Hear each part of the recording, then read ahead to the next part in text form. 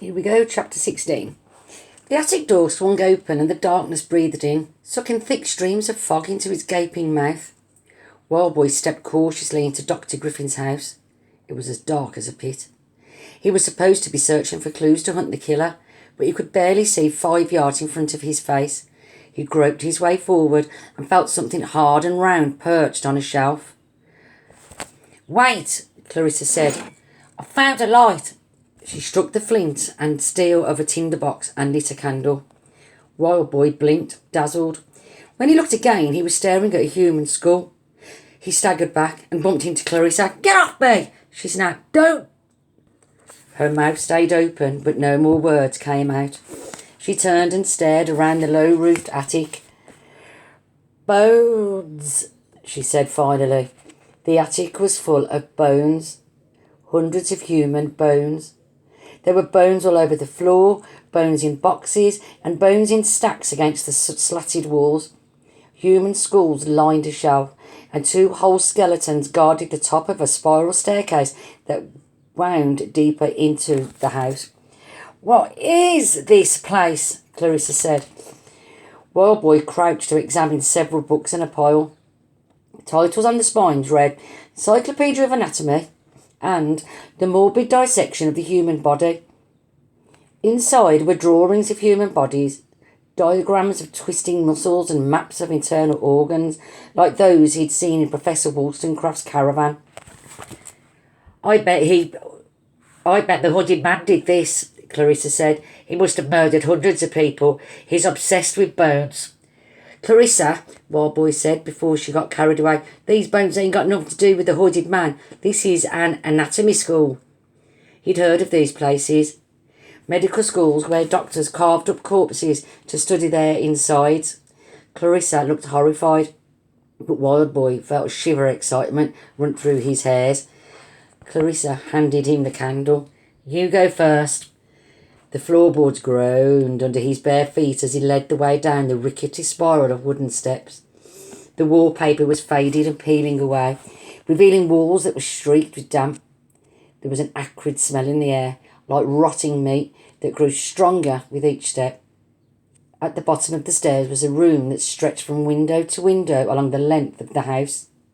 Several wooden tables ran down its centre. On each was a sack filled with something large and lumpy like a bag of potatoes. Clarissa pulled her hair around her nose. "Where are we now?" "A classroom," Wildboy said. He spotted signs of the tables, grim purpose everywhere. Rags on the floors to soak up sticky spillages, iron buckets to catch fatty drippings.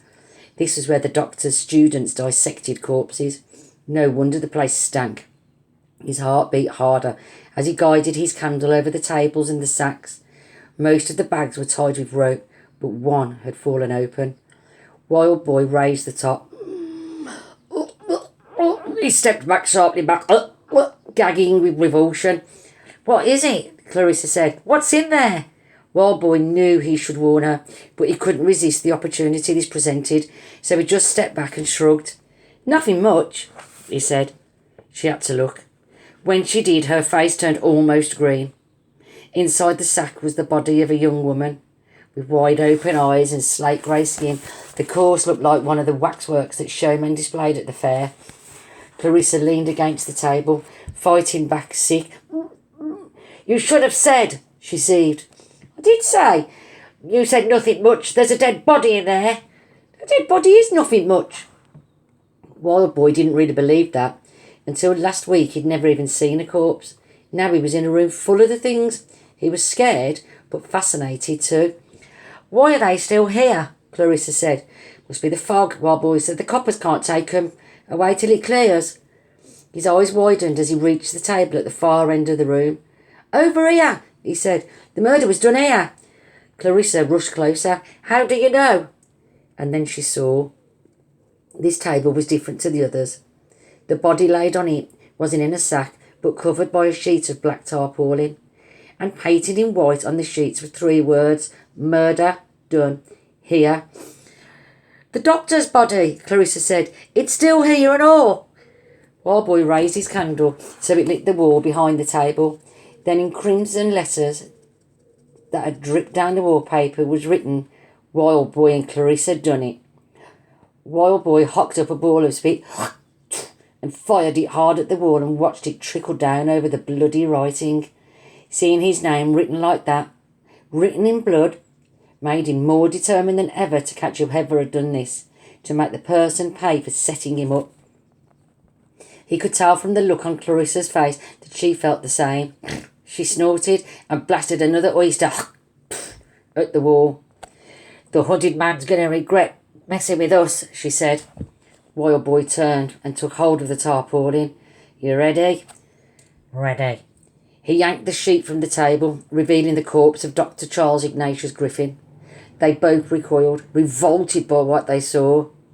The bloated body of a young man with bushy black side whiskers.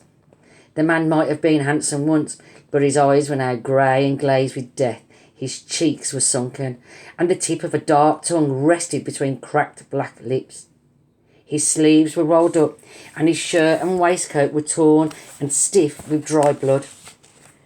"It's him," Clarissa said. Wild Boy recognised him too. Dr. Griffin was the man from whom they stole the letter at Greenwich Fair.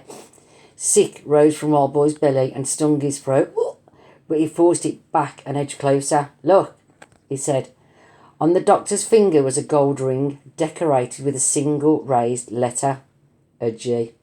Professor Wollstonecraft had the same ring, but it was gone when I saw him in the stable. The killer took it. Setting his candle down, he pulled the ring from the corpse's rigid finger and slipped it into his pocket. "You're stealing it," Clarissa said. "I ain't stealing it, it's a clue." "Oh, anyway, how did the killer get in here if all the windows and doors were locked from inside? It doesn't make sense." "I know, so why are you grinning like that?" Wild Boy turned, hiding the smile that had spread across his face. Clarissa was right. This crime didn't make sense, and that thrilled him. This was the puzzle he'd come here to solve. Almost immediately, his eyes were drawn to clues around the table. Clarissa kept talking, but he didn't hear. His senses were now totally focused on the crime scene. He stepped back and studied the bloodstains on the floor. Then he crouched and picked up an empty sack beside the table. He turned it over, his grin spreading even wider. "Ha!" he said. What do you see?" He rushed to the other end of the table and inspected a cabinet of surgical instruments, long, curving knives and miniature hacksaws. He prodded one of the knives and then did the same to those in other cabinets along the classroom. His excitement mounted as more clues emerged in the candlelight. He already had a good idea of what had happened here, but a few pieces of the puzzle still didn't fit together. He rushed back to the doctor's corpse and examined a large bloodstain that ran over the edge of the table's surface. He drew a fingertip slowly around the mark, tracing its patterned splash marks. He muttered. Leaning closer, he peeled a single strand of hair from the blood. He held it so close to the candle that its end sizzled in the flame. "Is that a silver hair or white?" Clarissa said. Eager to look busy, she grabbed a pencil from a cabinet and added the clue to her list. "Tell me what you've seen. How did the killer break into the house?" "He didn't." "What?" Wild Boy nodded towards the array of surgical tools. "See the knives? They've been sharpened, but the others in the room ain't." So the doctor was about to use them. He was working here when he got killed, or he was about to. His sleeves are rolled up. See? He was about to cut up one of those bodies. No, not one of these. Wild Boy stood over the empty sack on the floor. In a way, he wished he was wrong about this. In a bigger way, he was exhilarated that he was right. This bag had a body inside. The doctor lifted it onto the table. There are threads from the sack on his hand and on the table. See? "So what happened to the body?" "Exactly," Wild Boy said. "Now look, the doctor's blood is here on the table. These sides have splash marks. The blood didn't spill it out. It landed here." "You mean? What do you mean?" "I mean he was stabbed while he leaned over the table. Stabbed by someone lying on the table." "But the person lying on the table, it was the dead body." Or so the doctor thought. The colour drained from Clarissa's cheeks. "No," she whispered. "The killer never broke in, he was brought in. He must have watched this house, known how secure it was. The only police allowed inside that the doctor didn't know were the corpses, so the killer disguised himself as a dead body, naked, in the sack. He waited until the doctor lifted the sack onto the table, and just as Dr. Griffin opened it, the killer grabbed his knife and struck." "But what sort of person would do that?" What sort of person could do that? Wild Boy wondered. The resolve, the determination. How long had the killer waited in that sack? How patient and still. He looked up from the table. Clarissa was staring at him. "What?" he said. "You're grinning again." No, I ain't." "All right," Clarissa said. "So now we know how it was done, but the students who found the doctor forced their way in as soon as they heard him scream. So the killer was still in the house. Where did he go?" Wild Boy paced around the table, searching for another clue he'd spotted among the bloodstains. The doctor's blood was everywhere, dried in splatters about the floor and glistening in the grooves between the boards. Crouching low, he circled one of the stains with his finger. The dark drip tapered away from the murder scene towards the stairs at the end of the classroom. "Answer me!" Clarissa demanded. "Where did he go? The doors were all locked, remember?" "That way," Wild Boy said. "The killer went downstairs." "But why?" Wild Boy felt that tingle in his hair. He looked up and his emerald eyes twinkled in the candlelight. "I don't know," he said, "but we're about to find out."